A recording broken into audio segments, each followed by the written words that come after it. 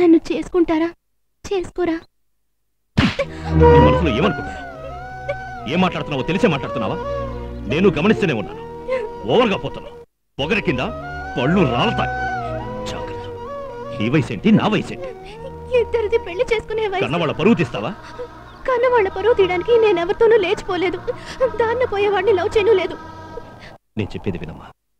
దీనివల్ల ఇద్దరు కుటుంబాలకి చెడ్డ పేరు వస్తుంది. నా వల్ల కాదమ్మా. వదిలే. వద్దు. మీకు నేను నచ్చలేదా? నచ్చకుంటే ఆ రోజు పెళ్లి చేసుకుంటారని అడిగినప్పుడు ఎందుకు చెప్పలేదు? చిలక్కి చెప్పినట్టు చెప్తూనే ఉన్నాను. మళ్ళీ మళ్ళీ అదే మాట్లాడతావే. చిన్నపిల్లవి కదా, నీతో మాట్లాడాను చూడు. అదే నేను చేసిన తప్పు. నేను మీరేం చెప్పినా విందంచుకోలేదు. ఎవరేం చెప్పినా నా మనసు నేను మార్చుకోను. నేను మీ అందాన్ని చూసి లవ్ చేయలేదు, మీ పరిస్థితి చూసి లవ్ చేశాను. మీరు నన్ను చేసుకోలేదంటే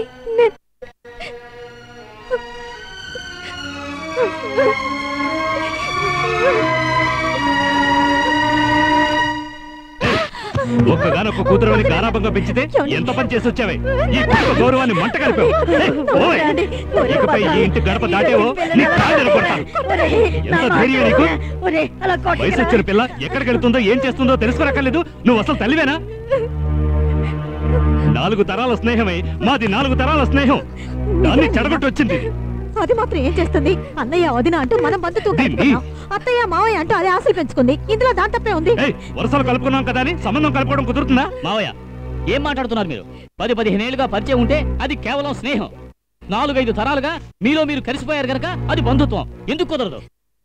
నేను ఇంతవరకు రాజారెడ్డిని ఊరి కోసం ఎన్నో అడిగాను గాని నా కోసం ఏది అడగలేదు. అడిగితే తప్పేంటి? అడిగితే తప్పే ఉంది మావయ్య.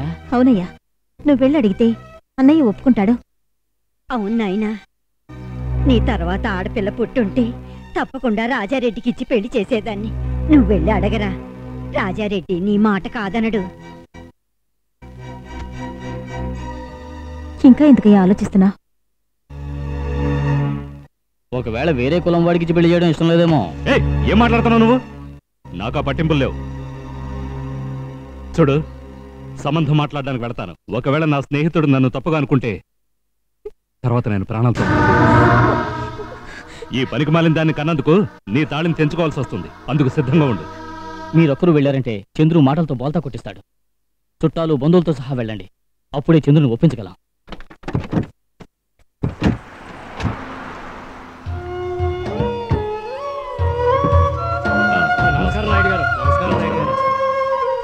రండి మావయ్య, రండి అత్తయ్య, రండి రండి.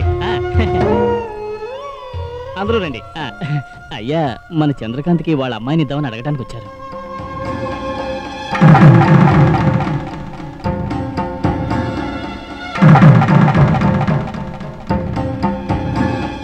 కోపగించుకోండి మావయ్య.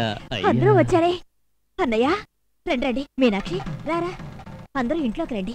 లేదమ్మా, పెద్ద ఆయన మమ్మల్ని చూశారు. మేము ఎందుకు వచ్చామో తెలిసి కూడా లోపలికి రమ్మని పిలవలేదు. ఆయన పిలవకుండా మేము లోపలికి ఎలా వస్తామమ్మా? ఏమండి, అన్నయ్య వాళ్ళు గుమ్మలో నించొనున్నారు, లోపలికి రమ్మకుండా ఎలా వచ్చేసారేంటి? చంద్రు, బలరాం సంబంధం మాట్లాడడానికి వచ్చాడు. వాడిని లోపలికి రమ్మంటే వాడు ఏమడిగినా ఇవ్వాలి. ఈ విషయంలో నీ సమ్మతం నాకు ముఖ్యం.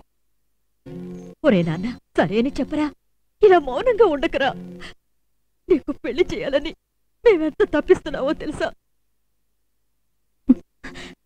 కాసేపు ఆగుతామయ్యా.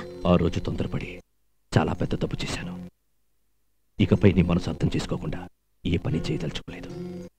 మీనాక్షి, ఒక్క నిమిషం అన్నయ్య, వస్తున్నానని చెప్పారు. ఇదిగో ఇప్పుడే వెళ్ళి తీసుకొస్తాను. వాడిని తిరిగి పంపించేయచ్చు.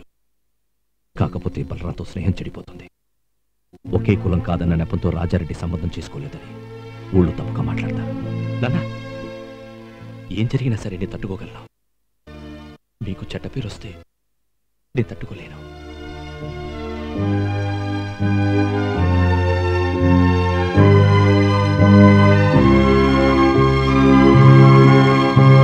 బలరాం, లోపలికి రా. అందరూ రండి. రండి రండి, నేను అప్పుడే చెప్పాను కదా.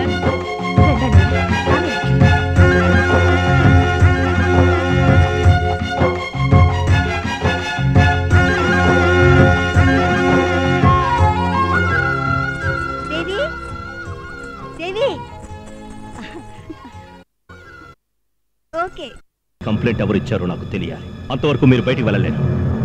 రే తలుపులని మూసేయండి రా. అయ్యా ఏంటి నాటకం? మీరే కదా ఈ పెళ్లిని ఆపించమని చెప్పారు.